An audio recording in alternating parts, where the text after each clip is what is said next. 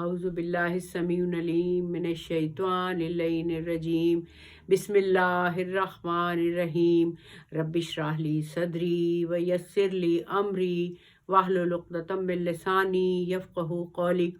بسم اللہ الرحمن الرحیم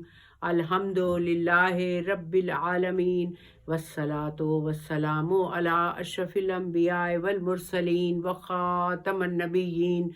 اصدق الصادقین شفیع المذنبین رحمت للعالمین ابی القاسم محمد و اہل بیتہ الطیبین الطاہرین المعصومین المنتجبین المہدیین سیما بقیت اللہ فی الارضین ولعنت اللہ علی اعدائہم اجمعین اما بعد السلام فقد قال سبحانہ وتعالی فی محکم کتابہ المجید والفرقانہ الحمید وقولہ الحق بسم اللہ الرحمن الرحیم اللہ ولی الذین آمنوا یخرجہم من الظلمات الی النور والذین کفروا اولیاءہم الطاغوت یخرجونہم من النور الی الظلمات اولئک اصحاب النار ہم فیہا خالدون۔ تمام تر حمد و ستائش اس رب دو جہاں کے نام کے جو خالق مالک ارض و سماوات ہے، جس نے اپنی تمام موجودات کو اپنی تسبیح کا طریقہ سکھا رکھا ہے۔ سرکار امام جعفر صادق علیہ الصلاۃ والسلام ارشاد فرماتے ہیں کہ کوئی پرندہ اس وقت تک شکاری کے جال میں نہیں پھنستا جب تک کہ وہ تسبیح پروردگار عالم سے غافل نہ ہو جائے۔ خداوند متعال نے اپنی تمام مخلوقات کو اپنی عبادت کا قرینہ سکھا رکھا ہے، لیکن انسان کیونکہ تمام موجودات میں، تمام مخلوقات میں سب سے زیادہ بلند رتبہ رکھتا ہے اور اشرف المخلوقات ہے، تو لہٰذا خداوند متعال نے انسان کو تمام موجودات پر فضیلت عطا کی ہے، عبادت کے ذریعے بھی، اطاعت کے ذریعے بھی اور معرفت کے ذریعے بھی۔ یہ تینوں چیزیں پروردگار عالم نے انسان کو عطا کی ہیں۔ تو حقیقت یہ ہے کہ انسان ایک بہت عظیم موجود ہے، ایک بہت عظیم مخلوق خدا ہے، لیکن اس دنیا میں ابھی تک انسان کو ایکسپلور نہیں کیا جا سکا۔ جتنے بھی فلسفی آئے، جتنے بھی سائنسدان آئے، جتنے ہی علم طب کے ماہر آئے، وہ ہرگز بھی یہ دعویٰ نہیں کر سکتے کہ ہم انسان کو پوری طرح سے پہچان پائے ہیں۔ سائنسدان ہیں وہ اپنی جگہ اور علم طب کے ماہر ہیں وہ اپنی جگہ، ابھی تک انسان کی صرف جسمانی جو اعضاء ہیں ان کے اوپر ریسرچ کر رہے ہیں، اور ریسرچ جو ہے ہر دفعہ ایک نیا نتیجہ برآمد کرتی ہے۔ یہاں تک کہ انسان کے دماغ کے بارے میں کہا جاتا ہے کہ اتنا پیچیدہ نظام ہے دماغ کی کارفرمائی کا کہ ابھی تک صرف 7% حصہ جو ہے اس کو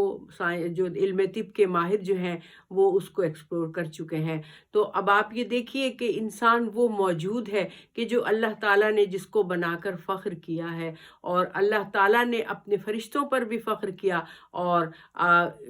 شیطان پر بھی فخر کیا۔ شیطان کو بھی کہا کہ وہ عبادت کرے، لیکن اس نے انکار کیا اور آخرکار وہ شیطان بن گیا، جبکہ وہ ایک جن تھا اور جو پروردگار کے عالم کی عبادت میں اتنا مستغرق رہتا تھا کہ اس نے 10,000 سال میں 2 رکعت نماز ادا کی تھی، لیکن کیونکہ انسان کی عظمت کو نہیں پہچان پایا اور اللہ کے حکم سے روگردانی کی، تو لہٰذا اللہ تعالیٰ نے اس کو رجیم قرار دیا۔ تو انسان وہ ہستی ہے کہ جس کو ابھی تک کوئی پوری طرح سے پہچان نہیں سکا۔ تو اسی لیے امام خمینی اپنی کتاب انسان کی شناخت میں لکھتے ہیں کہ انسان جو کوئی بھی دعویٰ کرتا ہے کہ ہم نے انسان کو پہچان لیا، وہ در حقیقت اس نے انسان کے سائے کو پہچانا ہے، انسان کو نہیں پہچانا، کیونکہ انسان کی 2 خصوصیات ہیں، ایک اس کی مادی خصوصیت ہے، ایک اس کی روحانی خصوصیت ہے کہ اللہ تعالیٰ نے اس کے بارے میں ارشاد فرمایا قد افلح من زکاہا وقد خاب من دساہا، کہ جو اپنے تزکیہ نفس کرتا رہا، جس نے اپنی روح کو پاک رکھا، وہ کامیاب ہو گیا، بامراد ہو گیا، اور جس نے اس کو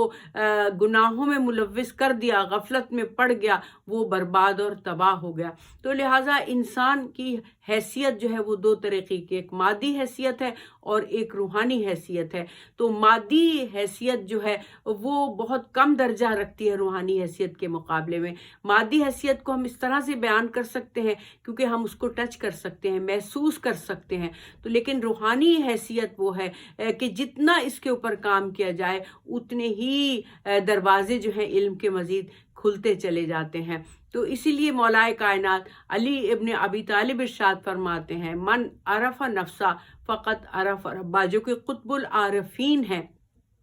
جن کا تمام عارفین جو ہیں، وہ تمام زاہدین جو ہیں، وہ مولائے کائنات کو اپنا قبلہ و کعبہ تصور کرتے ہیں۔ تو دیکھیے کہ اس کا کیا مطلب ہے۔ اس کا مطلب یہ ہے کہ اللہ تعالیٰ نے انسان کے اندر جو سب سے قیمتی چیز بنائی ہے وہ اس کا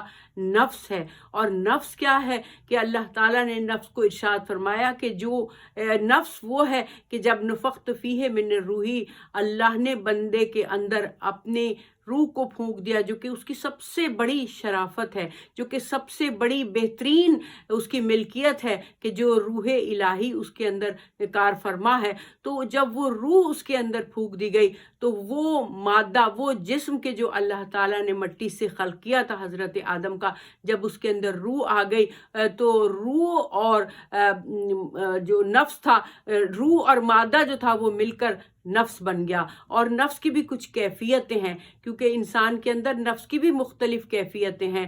کہ جس کو قرآن مجید میں بار بار جس کا ذکر کیا گیا۔ نفس امارہ وہ کیفیت ہے کہ جو انسان کو برائیوں پر ابھارتی ہے۔ نفس لوامہ وہ کیفیت ہے کہ جو انسان کو الرٹ کرتی ہے، جس کو ضمیر کہتے ہیں، کہ برائی اور اچھائی کی تمیز پیدا کرتی ہے۔ نفس ملہمہ وہ ہے کہ جو انسان پر الہام کرتی ہے کہ دیکھو بچے رہو یا یہ کام کر دو۔ اور نفس مطمئنہ سب سے بڑی خصوصیت ہے کہ جب انسان اپنے روح اور اپنے جسم اور اپنی تمام انسٹنکٹس پر، جبلتوں پر قابو پا لیتا ہے تو پھر وہ نفس مطمئنہ کا مالک بن جاتا ہے اور خداوند متعال کی بہترین مخلوق بن جاتا ہے۔ تو لہٰذا کون سی چیز ہے کہ جو انسان کو ایکسپلور کرنے میں رکاوٹ ثابت ہوتی، کیونکہ آغا خمینی اپنی کتاب میں لکھتے ہیں کہ انسان کی شناخت ابھی تک ہو نہیں سکی سوائے پروردگار عالم کے اور سوائے ان لوگوں کے کہ جو عالم ربانی ہیں، جن کو اللہ تعالیٰ نے اپنا علم عطا فرمایا ہے، جو کہ تقوی اور پرہیزگاری اور علم کے ذریعے خدا کے اتنے قریب ہو گئے ہیں کہ وہ انسان کی شناخت کر سکتے ہیں۔ تو پوچھا گیا معصوم سے کہ کون سی چیز ہے کہ جو انسان کو اپنی شناخت سے روکتی ہے، تو ارشاد فرمایا کہ وہ اس کا حب نفس ہے، وہ اس کا حب نفس ہے۔ وہ جو اللہ تعالیٰ نے اس کے اندر نفس کو خلق کیا تھا، جب وہ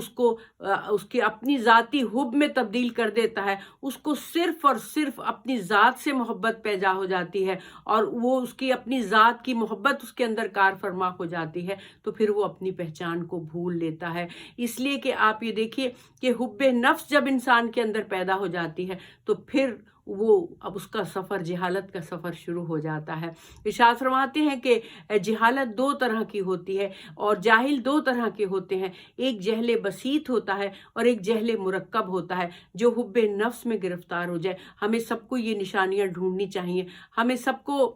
دیکھنی چاہیے کہ کہیں ہم تو اس جہل میں گرفتار نہیں ہو رہے۔ تو پوچھا گیا کہ جہل بسیط کیا ہے؟ ارشاد فرمایا کہ جہل بسیط وہ ہوتا ہے کہ جب انسان کے اندر غفلت پیدا ہو جائے، انسان کے اندر ارادے کی کمزوری پیدا ہو جائے، انسان کے اندر عمل کرنے کی قوت کمزور ہو جائے، اور جب انسان کے اندر یہ قوتیں کمزور ہوتی ہیں تو پھر وہ گناہ کی طرف بھی مائل ہو جاتا ہے، وہ غفلت کی طرف بھی، عبادت، خداوند متعال کی عبادت سے غفلت بھی اس کے اندر پیدا ہو جاتی ہے۔ اور پھر ارشاد فرمایا کہ جب ارادے کی کمزوری اس کے اندر پیدا ہو جاتی ہے تو پھر وہ جہل بسیط بن جاتا ہے۔ حالانکہ جہل بسیط وہ ہے کہ جو جانتا ہے کہ وہ اتنی عقل نہیں رکھتا، اس کو عقل حاصل کرنے کی ضرورت ہے، اس کو انسانیت کے میدان میں اتر کر اپنے آپ کو ایکسپلور کرنے کی ضرورت ہے، لیکن اس کے باوجود بھی وہ سستی اور کاہلی کا شکار ہو جاتا ہے اور غفلت کا شکار ہو جاتا ہے، اور پھر وہ جب غفلت کا شکار ہوتا ہے تو پھر وہ دنیا میں ملوث ہو جاتا ہے۔ اس کو جہل بسیط کہتے ہیں۔ لیکن ایک جہل مرکب ہوتا ہے۔ وہ جہل مرکب کون ہوتا ہے؟ کہ جو بظاہر انسان ہوتا ہے لیکن حقیقت میں انسان نہیں ہوتا، وہ کل انام بل ہم اضل، وہ ایک جانور کی مانند ہوتا ہے، بلکہ اس سے بھی اس کا درجہ گر جاتا ہے، جیسے قرآن مجید میں کہا کہ یہ تو جانور ہیں بلکہ اس سے بھی زیادہ گرے ہوئے ہیں۔ وہ کون لوگ ہیں؟ جو جہل مرکب ہے۔ جہل مرکب کون ہے؟ کہ جو اپنے آپ کو پرفیکٹ سمجھتا ہے، جو اپنے آپ کو کامل سمجھتا ہے، جو اپنے روحانی حالت پر بھی غور نہیں کرتا، اپنی جسمانی حالت پر بھی غور نہیں کرتا، اور پھر وہ اپنے آپ کو سب سے زیادہ سپر اور پرفیکٹ سمجھنے لگتا ہے، اور تو وہ تکبر کا ایک نمونہ بن جاتا ہے اور وہ جہل بسیط ہوتا ہے۔ اور پھر ارشاد فرمایا کہ انسان نے ابھی تو اپنے سائے کو بھی پوری طرح سے نہیں پہچان سکا، لیکن اگر کوئی پہچان سکا ہے تو وہ وہی ہے کہ جس نے اپنے رب کو پہچان لیا۔ اس لیے کہ معصوم ارشاد فرماتے ہیں کہ معرفت پروردگار عالم حاصل کرنے کا سب سے بہترین ذریعہ انسان خود ہے۔ انسان خود ہے۔ اگر انسان اللہ کو پہچاننا چاہتا ہے تو اس پر واجب ہے کہ پہلے وہ اپنے آپ کو پہچانے، پہلے وہ اپنے آپ پر فتح پائے، اپنے آپ کو ایکسپلور کرے، اور اپنے آپ پر فتح پانے کے لیے سب سے پہلا سٹیپ جو اس کو اٹھانا ہے وہ یہ ہے کہ اپنے نفس کو کنٹرول کرے، اپنے نفس پر قابو پڑے۔ جیسے کہ بڑے موذی کو مارا، نفس امارہ کو گر مارا، کہ اگر کسی نے اپنے نفس امارہ کو زیر کر لیا تو گویا کہ اس نے اپنے سب سے بڑے دشمن کو زیر کر لیا۔ اسی لیے آپ دیکھیں شیخ سعدی کہتے ہیں کہ تیرے اندر تو اتنا بڑا دشمن کار فرما ہے، تو باہر کے لوگوں سے دشمنی کیوں مول لیتا ہے؟ تو کسی نے پوچھا کہ اندر کا دشمن کیا ہے؟ ارشاد فرمایا کہ وہ تیرا نفس ہے، وہ تیرا نفس ہے کہ جو تیرا سب سے بڑا دشمن ہے، جو تجھے انسانیت کے درجے سے گرا دیتا ہے، جو انسانیت کے درجے پر آنے نہیں دیتا۔ تو پھر ارشاد فرمایا کہ پھر کس طرح سے نفس کے اوپر کنٹرول حاصل کریں؟ تو ارشاد فرمایا بہت ہی خوبصورت ہے، ارشاد فرمایا کہ نفس پر کنٹرول حاصل کرنے کے لیے سب سے پہلے اپنی جبلتوں کو کنٹرول کرنے کی ضرورت ہے، اپنے انسٹنکٹس کو کنٹرول کرنے کی ضرورت ہے کہ جو انسان کے اندر اللہ تعالیٰ نے رکھی ہیں۔ جب ان جبلتوں کو انسان کھلا چھوڑ دیتا ہے، بے مہار چھوڑ دیتا ہے، تو وہ انسانیت کی حدود کو کراس کر دیتی ہیں، وہ انسانیت کی حدود سے دور نکل جاتی ہیں، وہ حیوانیت کی حدود پر آ جاتی ہیں۔ مثال کے طور پر اللہ تعالیٰ نے انسان کے اندر ایک بھوک کی جبلت رکھی ہے، پیٹ بھرنے کی جبلت رکھتی ہے، لیکن جب اس کے اندر یہ جبلت بڑھ جائے تو پھر وہ اپنی غذا کے ساتھ ساتھ دوسرے کی غذا پر بھی نظر ڈالنا شروع کرتا ہے، اپنے مال کے ساتھ ساتھ دوسرے کے مال پر بھی اس کی نظر ہونی شروع ہو جاتی ہے، اور پھر یہ طمع اور ہوس اتنی بڑھتی چلی جاتی ہے کہ یہ طمع اور ہوس اگر پوری دنیا کی نعمتیں بھی اس کو مل جائیں تو پھر بھی وہ سیر نہیں ہوتا۔ تو اس طرح جبلتوں کو جب انسان آؤٹ آف کنٹرول کرتا ہے، ایک جنسی جبلت ہے، اللہ تعالیٰ نے افزائش نسل کے لیے ہر انسان کے، ہر جاندار کے اندر دی ہے، لیکن اگر ان کو شریعت اور کی حدود میں انسان قید نہ رکھے تو وہ جانوروں سے بھی بدتر ہو جاتا ہے، پھر وہ حدود سے تجاوز کر دیتا ہے۔ تو اسی طرح اپنی حفاظت کرنے کی جبلت اللہ تعالیٰ نے انسان کے اندر رکھی، لیکن وہ اپنی حفاظت کے لیے جب دوسروں کی زندگی کو اسٹیک میں ڈال دیتا ہے، نقصان پہنچا دیتا ہے یا ان کی پرواہ نہیں کرتا، تو اس وقت وہ انسانیت کے درجے سے گر کر حیوانیت کے درجے پر آ جاتا ہے۔ تو اسی لیے ارشاد فرمایا، تو کسی نے پوچھا کہ حب نفس پیدا کیسے ہوتی ہے، حب نفس کیسے پیدا ہوتی ہے؟ تو دیکھیں ہمیں سب کو اس چیز کے اوپر غور کرنی چاہیے کہ کون سی وجوہات ہیں جو ہمارے اندر حب نفس پیدا ہوتی ہے۔ تو ارشاد فرمایا کہ جب انسان اس دنیا میں پیدا ہوتا ہے تو اس کے اندر کچھ حیوانی خواہشات بھی ہوتی ہیں، حیوانی صفات بھی اس کے اندر ہوتی ہیں، مثلا غیظ و غضب ہوتا ہے، خود غرضی ہوتی ہے، غیظ و غضب ہوتا ہے اور خود غرضی اس کے اندر ہوتی ہے، اس کے اندر جو ہے وہ لالچ ہوتا ہے، طمع ہوتا ہے، حرص ہوتا ہے، تو یہ چیزیں اس کے اندر ہوتی ہیں، لیکن اگر وہ ان کو انسانیت کے درجے تک کنٹرول کر کے رکھے تو وہ آؤٹ آف کنٹرول نہیں ہوتی، اس کو شریعت کے یا اللہ کے بتائے ہوئے احکامات کے مطابق وہ اس کو عمل کرتا ہے تو وہ بہترین انسان ہوتا ہے۔ اور پھر ارشاد فرمایا کہ کچھ چیزیں ایسی ہیں کہ جن کو اگر تم ترک کر دو تم انسانیت کے درجے پر آ جاؤ۔ تو ارشاد فرمایا کہ وہ کیا ہے؟ کہا کہ زیادہ گفتگو نہ کرو، لا یعنی، اور زیادہ گفتگو سے منع کیا گیا ہے کہ زیادہ گفتگو کرنے سے انسان انسانیت کے درجے سے گر جاتا ہے۔ اور پھر ارشاد فرمایا کہ سستی اور کاہلی اور خود غرضی اور سب سے بڑی چیز جو ہے وہ شقاوت قلبی ہے کہ جب انسان اپنے اندر اس کو محسوس نہیں کرتا اور اس کو کھلا چھوڑ دیتا ہے تو اس کا مطلب یہ ہے کہ وہ انسانیت کے درجے سے گر جاتا ہے۔ تو اسی لیے اللہ تعالیٰ نے حکم دیا ہے کہ اپنا محاسبہ کرتے رہو۔ معصومین بھی یہ ارشاد فرماتے ہیں کہ جب رات کو بستر پر لیٹو تو اپنے پورے دن کے اعمال پر غور کرو، دیکھو، کیونکہ اللہ تعالیٰ نے ہماری اصلاح نفس کے سامان کر دیے ہیں۔ ہمیں دنیا میں آنے سے پہلے اللہ تعالیٰ نے ہماری اصلاح نفس کا سامان کر دیا، اور وہ سامان کیا ہے؟ اللہ کے بھیجے ہوئے انبیاء ہیں۔ 1,24,000 انبیاء جو بھیجے اور معصومین جو بھیجے، اور اب جو علماء کرام ہیں،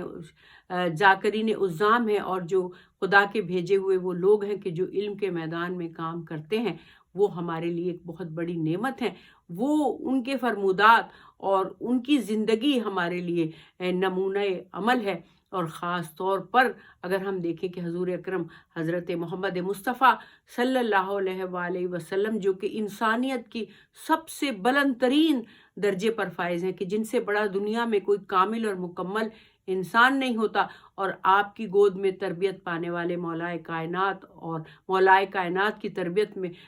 زیر سایہ پلنے والے حسنین علیہ السلام اور ان کے تمام فرزند جو ہیں، ان کی حیات طیبہ ہمارے لیے نمونہ عمل ہے۔ اور جب ہم ان کی حیات طیبہ کو دیکھتے ہیں تو وہ انسانیت کی اس بلند درجے پر ہمیں نظر آتے ہیں کہ جہاں اللہ تعالیٰ ان کی سیرت پر فخر و مباحات کرتا ہے اور ہمارے لیے نمونہ عمل بناتا ہے۔ تو اسی لیے اللہ تعالیٰ ارشاد فرماتا ہے کہ اللہ ولی الذین آمنوا، اللہ تو ولی ہے ان لوگوں کا کہ جو صاحبان ایمان ہیں، جو صاحبان ایمان ہیں، یخرجہم من الظلمات الی النور، کہ جب وہ ایمان لے آتے ہیں، دل سے ایمان کو قبول کر لیتے ہیں، انسانیت کے درجے پر سفر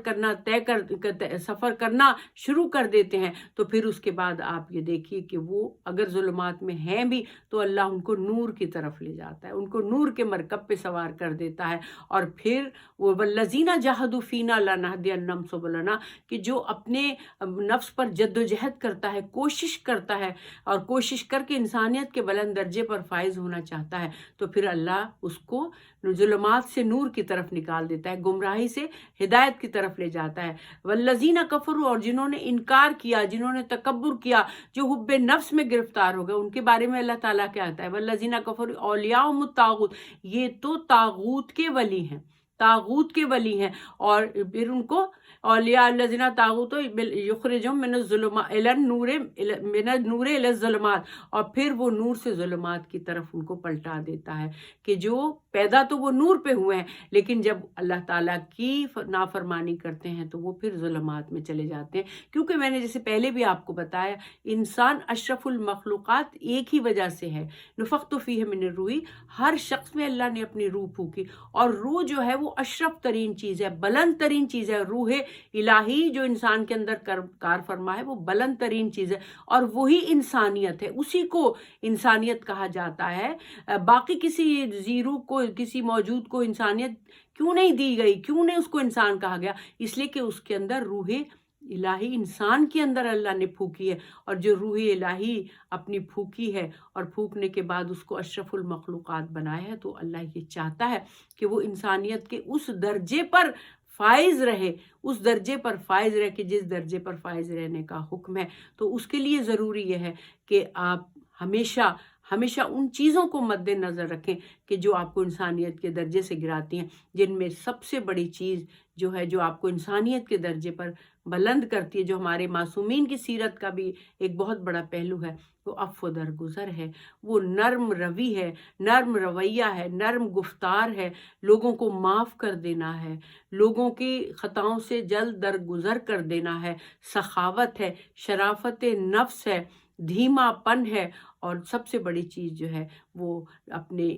بندوں کی چاہتا ہے اللہ تعالیٰ، بندوں کی معاونت ہے، ان کی مدد ہے، اور ان کے کام آنا ہے، اور دریا دلی ہے، اور نیکیاں کرنے کے بعد ان کو بھلا دینا ہے اور جتانا نہیں ہے۔ یہ تمام صفات جو ہیں یہ انسان کو انسانیت کے درجے پر بلند کرتی ہیں، نہ کہ مال و دولت، نہ کہ رتبہ، نہ کہ کرسی، نہ کہ شہرت، یہ تمام چیزیں ثانوی ہیں، یہ تمام چیزیں ختم ہونے والی ہیں۔ انسان حاصل کرے ان چیزوں کو، لیکن حب نفس میں گرفتار ہو کر نہیں۔ انسان حاصل کرے ان چیزوں کو، لیکن اس کو دوسروں پر برتری جتانے کے لیے نہیں۔ انسان حاصل کرے ان چیزوں کو صرف فلاح و بہبود انسانیت کے لیے حاصل کرے۔ تو آپ یہ دیکھیے کہ اللہ تعالیٰ اس کو کتنا بڑا رتبہ عطا کرتا ہے۔ تو لہٰذا انسان کی شناخت حاصل کرنے کے لیے، انسان کو پہچاننے کے لیے جسمانی اس کے اعضاء کا علم بھی بہت ضروری ہے، اور اس کی روحانی حالتوں کا علم بھی بہت ضروری ہے۔ اس لیے کہ اللہ تعالیٰ نے انسان کو اپنی فطرت پر پیدا کیا، فطرت اللہ التی فطر الناس علیہا، اور وہ اس کے اندر اتنی بڑی چیز ہے کہ جس کی وجہ سے فرشتوں نے بھی اعتراض اٹھایا تھا کہ پالنے والے، جب اللہ تعالیٰ نے اس کو خلق کیا تو پالنے والے ارشاد فرمایا کہ تو پھر ایسے کو بنا رہا ہے کہ جو دنیا میں فساد کرے گا۔ تو اللہ تعالیٰ نے انسان کی عظمت کو بتاتے ہوئے ارشاد فرمایا تھا کہ دیکھو یہ اسماء ہے، تم بتاؤ۔ جب فرشتوں نے وہ اسماء نہیں بتائے اور انسان نے بتا دیے، تو پھر اللہ تعالیٰ نے فرشتوں سے کہا کہ دیکھو یہ تم سے افضل ہے، یہ انسان ہے کہ اس کو ہم نے اتنا علم عطا کیا۔ اور پھر جب شیطان کو کہا کہ اس کو سجدہ کرو اور اس کی انسانیت کو منوانا چاہا، تو شیطان نے کہا کہ نفخت، تو ارشاد فرمایا کہ مجھے تو نے مٹی آگ سے پیدا کیا اور اس کو مٹی سے پیدا کیا، اور یہ مجھ سے کمتر ہے۔ جبکہ اللہ تعالیٰ نے ارشاد فرمایا خلقتہ من نار وخلقہ طین کے نتیجے میں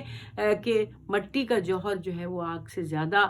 طاقتور ہے اور زیادہ اثرات والا ہے، تو لہٰذا وہ رجیم پر آیا۔ تو اس کا مطلب ہے کہ اللہ تو چاہتا ہے کہ انسانیت کے بلند درجے پر ہر شخص فائز رہے، تاکہ اس کی دنیا بھی بخیر ہو اور اس کی آخرت بھی بخیر ہو۔ یہاں میں ایک بات کہوں گی کہ انسانیت کو پہچاننے کے لیے، انسان کو پہچاننے کے لیے، اپنے آپ کو پہچاننے کے لیے، انسان کو اپنے تمام ان عالمین کی معرفت رکھنا ضروری ہے جن سے وہ گزرتا ہے، جن میں عالم شہادت یہ دنیا ہے۔ اس دنیا کے بارے میں بھی سوچے کہ وہ اس دنیا میں کیوں آیا ہے، یہاں آنے کا کیا مقصد ہے۔ وہ عالم برزخ کے بارے میں بھی سوچے کہ میں کہاں چلا جاؤں گا، میں کہاں چلی جاؤں گی، میں کس لیے آئی ہوں، میری زندگی جو یہ کچھ سال ہے، یہ ان زندگی میں کس لیے گزارنے آؤں گی، پھر میں کہاں چلی جاؤں گی، جو لوگ آئے تھے وہ کہاں چلے گئے۔ اس کے بارے میں غور و فکر کرے تو انسان اپنی انسانیت کے بلند درجے پر قائم رہ سکتا ہے۔ اور قیامت کے بارے میں سوچے، عالم آخرت کے بارے میں سوچے، اور ان تمام کی سوچ دینے کے لیے اللہ نے انتظام کیا ہے کہ اپنے نمائندے بھیجے ہیں اور ہمیں بتایا ہے کہ جو ہمیں وہاں کا حال بھی بتاتے ہیں۔ اور سب سے بڑی چیز جو رہنمائی کے لیے ہمارے پاس موجود ہے تاکہ ہم انسانیت پر قائم رہیں، وہ رہنمائی جو ہے وہ قرآن مجید ہے۔ وہ قرآن مجید ہے کہ جو ہمیں تمام عالمین کے بارے میں رہنمائی دیتا ہے۔ اور سب سے بڑی جو رہنمائی ہمیں ملتی ہے وہ ذکر محمد و آل محمد ہے، وہ ذکر شہداء و صالحین اور عباد اللہ ہے کہ جو ہمیں قرآن مجید میں بھی ملتا ہے اور معصومین کی زندگیوں سے بھی ملتا ہے، کہ جو انسانیت کے بلند ترین درجے پر فائز ہیں۔ جیسا کہ میں مولا حسین کے بارے میں ضرور ذکر کروں گی کہ جو انسانیت کے اتنے بلند درجے پر فائز ہیں کہ جن کے بارے میں خداوند متعال نے سورہ مبارکہ فجر میں جس کو آئے حسین بھی کہا جاتا ہے، کہا کہ یا ایتھا النفس المطمئنہ ارجعی الی ربک راضیۃ مرضیہ فادخلی فی عبادی وادخلی جنتی، کہ جب مولا حسین آئے ہیں مقتل میں اپنے آپ کو اللہ کی راہ میں قربان کرنے کے لیے، اور آپ جب گھوڑے سے زمین پر تشریف لائے اور ملعون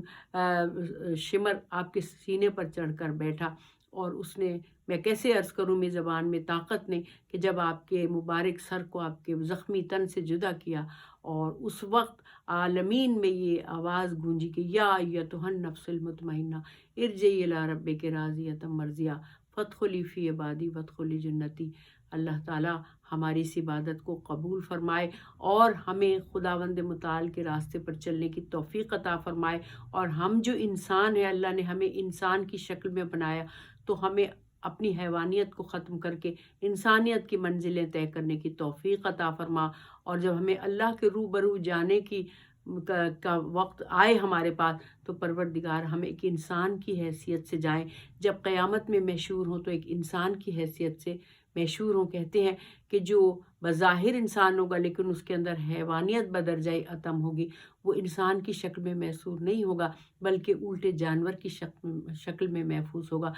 تو پروردگار عالم ہمیں معاف فرما، ہمارے گناہوں کو بخش دے، ہماری خطاؤں کو معاف کر دے، درگزر فرما دے۔ اور آئیے ہم سب مل کر دعا کرتے ہیں کہ پالنے والے اپنے ذکر کے صدقے میں یہ جو وبا پھیلی ہوئی ہے کووڈ-19، پروردگار اس کو ختم کر دے۔ جتنے مریض ہیں، بیمار ہیں، ان کو شفائے کاملہ، صحت عاجلہ عطا فرما، اور جو صحت مند ہیں ان کو اس بیماری سے بچا کر رکھ، اور جو چلے گئے ہیں تیرے پاس آ گئے پالنے والے، ان کی مغفرت فرما، ان کے درجات کو بلند فرما۔ وما علینا الا البلاغ۔